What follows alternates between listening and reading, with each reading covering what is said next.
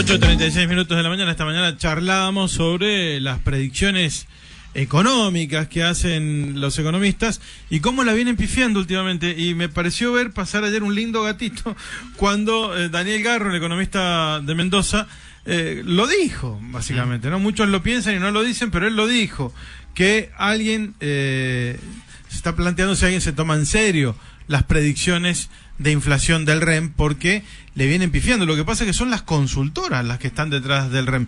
Buen día, Garro, ¿cómo le va? Un gusto saludarlo. Hola, ¿qué tal? Buen día, ¿cómo estás? Bien, muy bien. Bueno, ayer hubo un dato concreto con la medición de la Ciudad de Buenos Aires, donde le escaparon lejos, ¿no?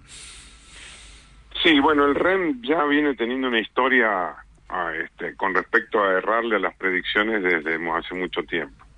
Por más que sean consultoras, el gran problema que existe con las cuestiones estadísticas es cuando vos armás estadísticas y no tenés una teoría que lo fundamente atrás, sino que es un mero número matemático hecho en serie,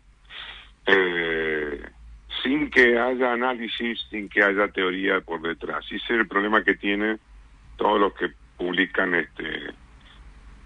proyecciones o números estadísticos en el REM, que en general no tienen una teoría detrás, o la que tienen es equivocada, digamos. Claro, pero ¿para qué seguir haciendo esa medición si van a quedar muy mal parados? Es decir, vamos a dejar de prestarle atención porque no están atinando, ¿no? Hay que hacer cambios en la forma de hacer este tipo de análisis y predictivos de alguna manera. En realidad esto surgió en algún momento por parte del Banco Central de pedirle a las consultoras o a distintas fundaciones que hicieran una serie de proyecciones y después el Banco Central se iba a encargar de hacer cálculos, porque ahí está el otro problema. Encima el Banco Central después calcula medianas. Exacto. sobre lo que cada consultora dice. Esos son, disculpándome la palabra, son orgasmos estadísticos, que no sirven absolutamente para nada. Mira, cuando Hayek gana o le entregan el premio Nobel de Economía, que curiosamente se lo entregan junto con un economista keynesiano que se llamaba Gunnar Myrdal, que nosotros en la universidad le decíamos Mierdal, en su exposición, que después quedó como un ensayo que se llama, y sugiero que lo lean, La pretensión del conocimiento, ya hablaba del problema de los economistas en lo que significa el mal uso de las estadísticas y las matemáticas, incluso en algunos casos hasta con mala fe. Pero ¿por qué se refería a eso? Porque él decía que se había llegado a un punto en donde se abusaba de las matemáticas y de las estadísticas, porque se buscaban en los datos obtener principios. Y él dice, el proceso es exactamente inverso. Son los principios los que tienen que estar primero, y a partir del principio económico yo voy a ver en la estadística que ese principio se esté dando, porque si como decía un gran amigo ya fallecido, Juan Carlos Kachanowski, decía si la teoría no puede explicar la práctica, hay que agarrar la teoría y tirarla a la basura, digamos. Entonces esto es muy importante, porque si no le hacemos decir a las estadísticas lo que nosotros queremos. Claro, Entonces armás todo el proceso al revés, y ahí está el porqué de las fallas, o el porqué de los pronósticos fallidos, y de esta especie de astrología económica de si es 2.4 o 3.7. Usted ha pronunciado dos palabras que me parece que son clave en esta época, y que son que en conjunto significan mucho: mala fe. ¿Hay mala leche, hay mala intención de parte de los economistas en función del gobierno actual? ¿Hacen fluctuar en sus predicciones económicas intereses personales, de empresas, de sectores, o directamente ideológicas? Bueno, eso ha sido toda la vida, no es de ahora. Eso. Claro, sí, seguro. Pero ahora particularmente pareciera que los economistas habían dado un paso al frente con el acceso de Milei al poder, ¿no? Algunos economistas. Y ahí está el problema. Bueno, el presidente llama a muchos econochantas, pero digamos, la mayoría de las estrellas del circuito, como las llamo yo, se han acostumbrado a lo largo de los años, y te digo porque yo muy al principio por ahí asistía a algunas conferencias, después dejé de hacerlo. No participo de conferencias o charlas de colegas, porque me veo en la necesidad por ahí a veces de marcar errores y entonces le hago pomada a la charla al pobre hombre. Entonces, vendían inside information, como le llaman en Estados Unidos. Llamaban por teléfono al Ministerio de Economía o mandaban a alguien en las épocas en que se iba a obtener información, y después te iban a las charlas privadas y te vendían esa inside information. Es decir, no había análisis. Fíjate que vos tenés un claro ejemplo hace poco. ¿Es un tráfico de influencia de alguna manera o no? Por supuesto, pero claro. Fíjate lo que pasó hace poco, que lo dijo el presidente, y que curiosamente él no habló del hecho ni se defendió del hecho, sino que dijo que lo atacaban y qué sé yo, lo que pasó con Hernán Lacunza. Cuando tanto el ministro como el presidente dijeron que él había dicho en una charla privada, le había dicho a unos empresarios en una charla privada que había podido hablar en el Ministerio de Economía y que le habían dicho en el ministerio tal o cual cosa, referida a posibles devaluaciones y demás. Inmediatamente, al parecer, le salió mal la jugada porque uno de los presentes inmediatamente se ve que tenía algún tipo de contacto o nexo con el ministro, lo llamó y le dijo lo que había dicho Lacunza. Entonces le dijeron que nada que ver. Al parecer también, después eso se filtró y Lacunza inmediatamente llamó al Ministerio de Economía para decir que él no había dicho eso y demás. Y el presidente, por supuesto, como es su costumbre, lo ventiló el tema. Claro. Y lo dijo, claro, lo puso, el principio de revelación. Y le dijo, le dijeron ahí, mirá, no digas, no, tu llamado ya está de más porque ya nos llamaron antes para decirnos, Lacunza nunca pensó que el empresario o algún empresario iba a hacer eso. Eso te demuestra que esto era costumbre. Vos llamabas al ministerio y te pasaban información. Entonces, yo esto lo llamo abstinencia de inside information.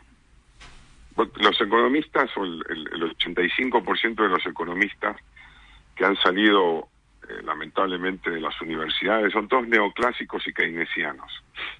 Y a esos tienen un gran problema, que es la teoría. Entonces, ¿qué pasa? Te vendían inside information y hoy, como no sale nada, y vos habrás visto que no sale nada del Ministerio de Economía o del gobierno, de ningún tipo de info, tienen abstinencia. Entonces tienen que hacer análisis. Y ahí murieron, porque no tienen teoría o la que tienen es equivocada. Entonces le van a errar. Antes acertaban producto de tener inside information. Claro, tenían no información preferencial, digamos, privilegiada. Claro, así le llaman a Estados Unidos, tener información de adentro. Es decir, pero análisis no había. La cuestión de escucharlos nada más, de leer incluso columnas de personas como Lacunza, yo le llamo los Melconian de la vida, ¿no? Entonces, hoy hay abstinencia, por eso viven errando, más allá de que no tiene ningún sentido que vos hagas astrología numérica, a ver si da 2.3, 2.4. Vos cuando vas a brindar proyecciones económicas, lo que es muy importante es dar la tendencia. ¿Qué tendencia va a tener algo? ¿Por qué? Porque pegarle en el número es hacer astrología y de la mala. Sí, es una quiniela. ¿Usted piensa que sería mejor esperar a que salga el número y explicarlo? Mira, vos sabés que esa fue una discusión que alguna vez tuve incluso hasta con periodistas. Viste que hoy los periodistas, en los distintos planos del periodismo, ¿no? Y donde más se ve a veces es en el periodismo deportivo, esto de tener la primicia. ¿Quién va a jugar por izquierda? ¿Viste esa cosa? Yo digo, ¿cuál es el problema de esperar? Yo recuerdo hace muchos años atrás, no era tan importante la primicia, sino el análisis. de la información. Y en economía es lo mismo. Digamos, lo importante es que vos agarres la teoría con lo que ha sucedido y veas si la teoría te puede explicar lo que está sucediendo en la realidad, más que aciertes en el número, que es una simple serie estadística, digamos, nada más. Exacto. Lo importante es que lo expliques. Es decir, a ver, ¿cuál es la tendencia de la inflación en Argentina en este momento? O del índice de precios. A la baja. Ok. ¿Por qué está produciéndose a la baja? Y inmediatamente después, eso es una tendencia que va a perdurar en el tiempo, no va a perdurar en el tiempo, y entonces ahí tenés que hacer análisis y tenés que aplicar teoría. Y para eso tenés que saber. Ahí está el problema. Tal cual. Bueno, me salgo del tema inflacionario porque ya que habló de que primero son los principios, no la formación, la información, el estudio, y después vienen las consecuencias. Quería consultarle en torno a esto que hemos venido hablando también en el programa y con diversas personas, que tiene que ver con que libertad de mercado sí, para todas las cosas, pero no, por ejemplo, para la negociación libre de los salarios, porque no encontramos una explicación lógica dentro del pensamiento del gobierno nacional de Javier Milei a que, por ejemplo, los trabajadores de comercio hagan un acuerdo particular con los empleadores que les dio un aumento salarial determinado y que el gobierno lo anule, porque es más de lo que el gobierno quiere que se dé, como un intervencionismo que descoloca, ¿no?, en un gobierno que estaba cambiando la realidad para otro lado, ¿no? Bueno, a ver, lo primero que hay que plantearse es que negocien un sindicato con una cámara de empresarios de comercio, en este caso, ya que pusiste el ejemplo, sí, un determinado aumento de salario que todos los comercios tienen que aceptar, sí o sí. No hay libertad de negociación salarial de ningún tipo. Porque las realidades de cada empresa son todas diferentes. Entonces, vos no podés hacer que un sindicato con una cámara negocie y un comercio en Jujuy tenga que pagar el mismo aumento que un comercio en Mendoza o en Buenos Aires. Pero ese esquema sigue vigente para todos los demás rubros. Lo que pasa que pero eso no es libertad de mercado. Pero el gobierno lo sostiene, digamos, no lo eliminó. Con el resto de los sindicatos el gobierno interviene y avala o no avala, homologa es el término que usa. No lo eliminó porque la reforma laboral que iba en la ley de bases original fue dejada de lado por el Congreso, no por el gobierno. Ahí, vayamos a la ley original, 675 artículos. ¿Cuántos salieron? 280. La rompieron todas. Entonces, y encima, cuando se quiso hacer cosas por decreto, la justicia kirchnerista dejaba sin efecto lo que planteaba el gobierno a través de los decretos. Fíjate lo que pasó con muchas cosas laborales. Primero, no hay libertad de mercado en materia laboral, pero no por culpa del gobierno, sino porque el Congreso no te saca las leyes que vos necesitas para hacer las reformas. ¿Y cuál sería eso? Bueno, en primer lugar tenés que eliminar el monopolio de los sindicatos a través de la matrícula gremial entregada por el Estado para que un sindicato sea tal, algo que viene de la Carta del Laboro de Mussolini. Hay que eliminarlo eso. Entonces ahí recién vas a empezar a tener libertad de mercados. ¿Por qué? Porque la empresa no va a tener por qué acatar ese aumento o no. De pronto también podría no pagarlo o pagar más, por ejemplo. Pero eso tiene que ser por empresa porque las realidades son diferentes y para eso necesitas leyes y para eso necesitas que te las voten. En el sistema democrático de democracia indirecta con dictadura parlamentaria, como el que vivimos hoy, necesitas que el Congreso saque leyes, no hay otra. Y hoy el gobierno tiene minorías allí, entonces no tiene chance muchas veces de sacar leyes porque tiene que vivir negociando cosas. Ese es el gran problema que vos tenés. Hoy el mercado laboral no es de libertad de mercado ni para los empleados ni para las empresas. Es un monopolio de los sindicatos. Entonces no hay libertad de mercado. Hay lo que hay. ¿Y qué dice el gobierno? Bueno, como no hay libertad de mercado y no puedo sacar las leyes, no puedo hacer que las empresas terminen pagando cualquier cosa porque si no me aumenta el desempleo y hasta puede existir que tenga algún pequeño cortocircuito en materia de precios. No hay inflación porque los salarios no generan inflación, lo que genera inflación es la emisión monetaria, pero sí pueden generar cortocircuitos, dado que no hay justamente libertad de mercado. O sea, yo lo miraría al revés. El gobierno interviene porque sabe que no hay libertad de mercado y por lo tanto no van a reflejar un precio de mercado como cualquier otro precio, porque el salario es igual que cualquier otro precio.